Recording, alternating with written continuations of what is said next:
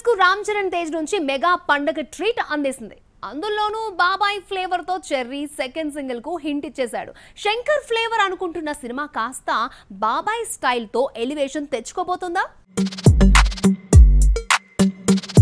Game changer update కోసం mega fans గత కొంతకాలంగా ఫైట్ చేస్తున్నారు అనే కంటే సోషల్ మీడియా వేదికగా అప్డేట్ కోసం మేకర్స్ పై పెద్ద యుద్ధమే చేస్తున్నారు.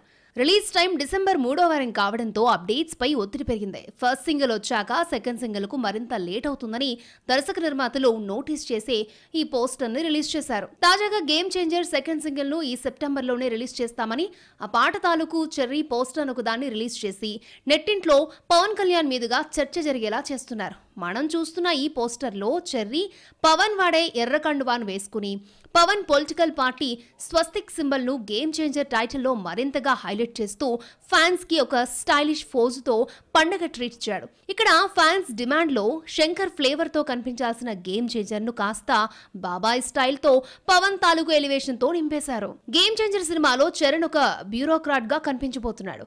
ఐఏఎస్ అధికారి రామ్ నందన్ గా అవినీతి రాజకీయాలను ఫేస్ చేసే కథానాయకుడిగా ప్రయత్నించబోతున్నాడు. అలాంటి రోల్ ను చేయబోయే చరణ్ జనసేనాని పవన్ ను ఇన్స్పిరేషన్ గా తీసుకుని ఇప్పుడు ఇచ్చిన స్టిల్ కేవలం పాట వరకు మాత్రమే ఉంటుందా లేక సినిమాలో కూడా ఉంటుందా అన్నది చూడాలి.